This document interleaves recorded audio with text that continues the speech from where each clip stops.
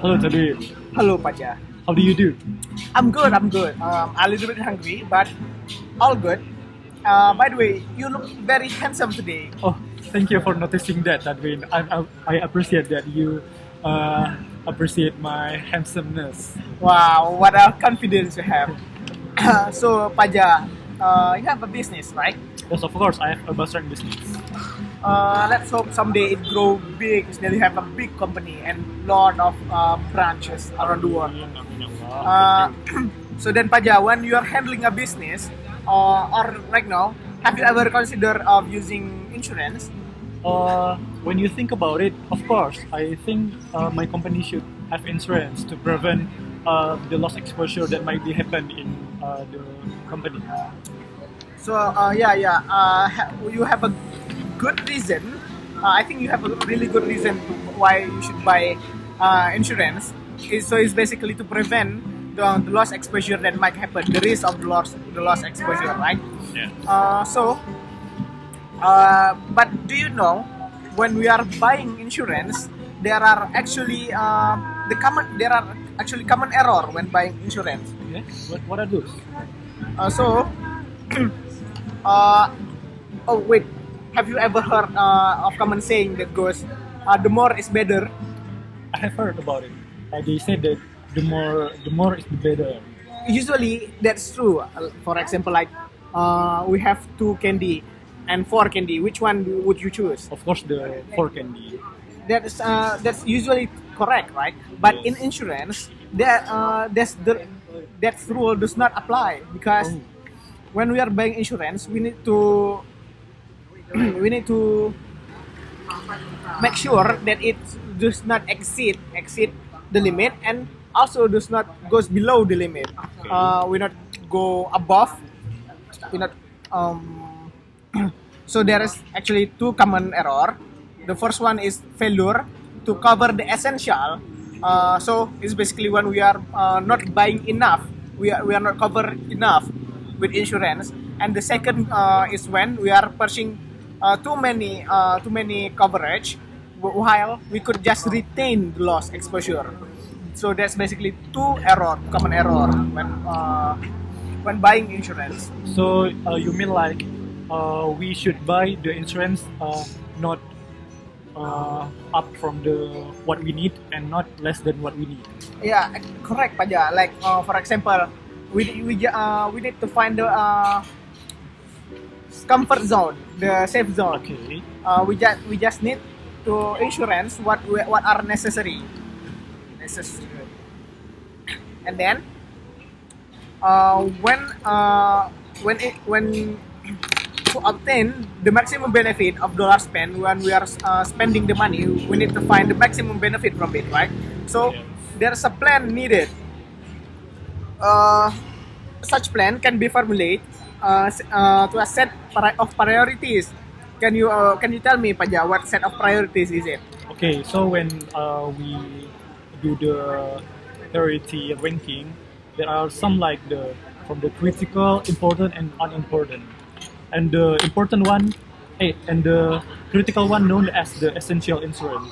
That is why what the coverage include those that I mean that the critical things is the essential insurance, that the highly insurance that we can buy. That's mean what we can protect against the loss exposure that could be result in bankrupt. And the important insurance is the coverage include those that protect against loss exposure that will force the insurers to borrow or resort to credit. And the last one is the optional insurance known as the unimportant. Is the insurance coverage include those that protect against losses that could be made out of existing assets or the current income. Yeah, so basically, we could divide it into 3, right? So the first one is critical or essential. So one critical or essential insurance, we are not covering the essential one. When the loss happened, we could go bankrupt. So it's really important for business to cover the essential insurance. And then, like we said before, there is important insurance. the important insurance where we are not covering the important insurance, it would force us to borrow the money, maybe from banks or take credit. So that's the important insurance. And then there are the last one, which is optional or unimportant. So basically, for the unimportant one, we could just cover the loss by using our current asset or whatever we have, just retention. That's not really important or unimportant or optional, like we said here. And then when large loss, their principle for large loss, we need to cover the essential one. So like the priorities goes. When choosing the insurance, the critical one or the essential one will go first. And also that you have to know that insurance is a last resort. I mean, that is a last option that when we had no other option, then we choose the insurance. That's why the insurance is our last resort. I agree with you, Paja. So insurance should only be used when it's absolutely necessary. If we can afford to cover it with other means, we should just go with other means, not using insurance. And then there is also the consideration in choosing between insurance and retention.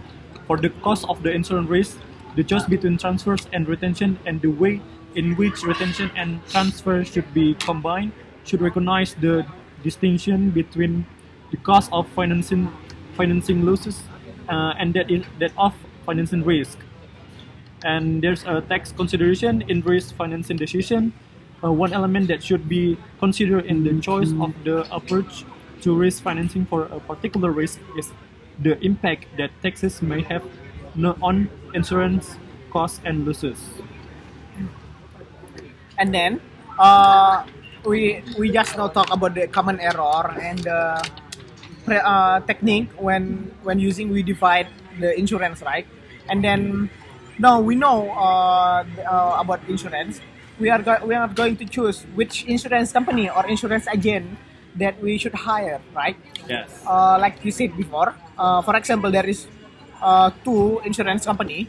The first one is shady, have bad reputation, and they are expensive. And the second one is the price is correct, and they treat the customer right, and they have good reputation. Which one would you choose?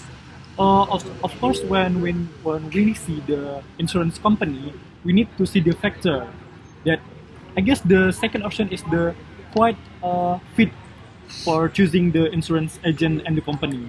I think so too, Paja.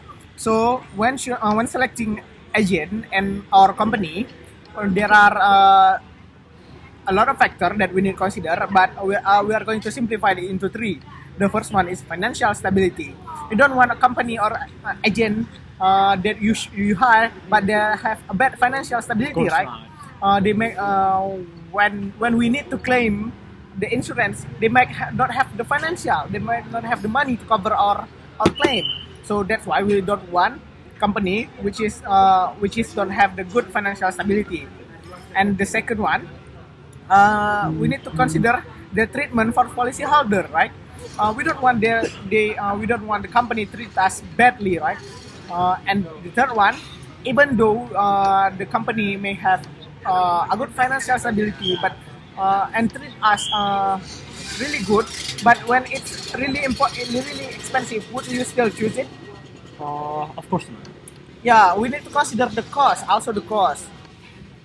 The prices may vary company to company, and little effort in comparing prices can save a lot of money.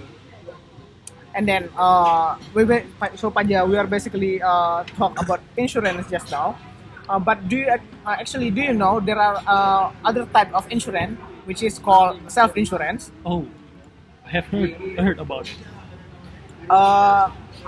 So when we are choosing insurance, we need to compare self-insurance and other insurance. Which one would we choose? So, Paja, please tell me the benefit of using self-insurance. Okay, at first, the self-insurance is the insurance that have no third party in the self-insurance.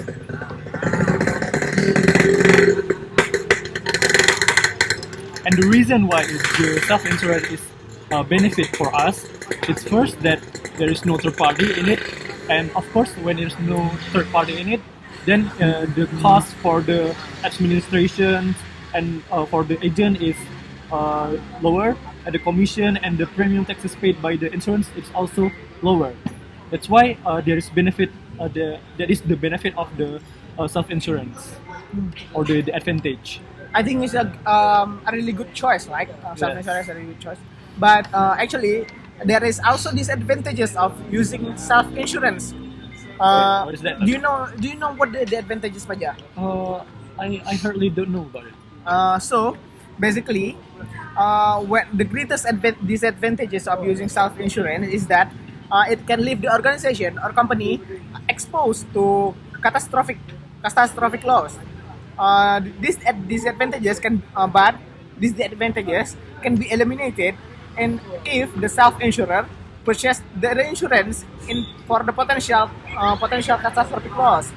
So the self-insurance company, the company that are using self-insurance, that are vulnerable to, for example, earthquake or tsunami, they are vulnerable to that.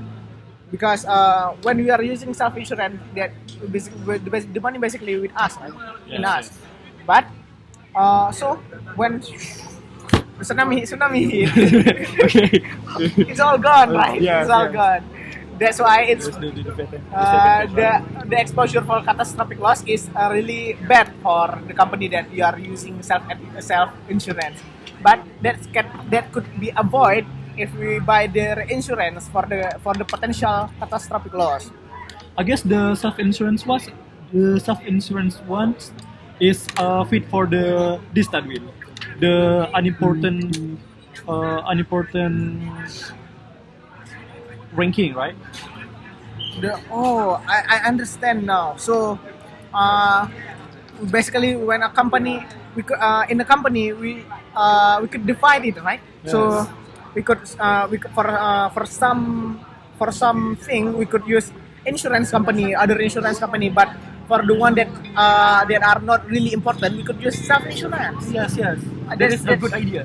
I think that's a good idea, Paja. You enlighten me. In other case, it's mean but I might need to ask you, Paja. No, not ask. Add for what you explained about self insurance. Okay. Self insurance does not always not involve third party. Sometimes self insurance involve third party, as in case for employees covered under an employer sponsor health insurance program. That twist my tongue. Oh, okay. There's a need for formal trapping of insurance, such as certificate of coverage and premium. So, self-insurance does not always doesn't have third party. Maybe from what we have learned today, we could imagine someday that when we are having a big company, we could determine the factor of using which insurance to choose, or what the best insurance to cover first, right? Yeah. Okay. I guess this material is suited for us in the future, right? Yeah, of course.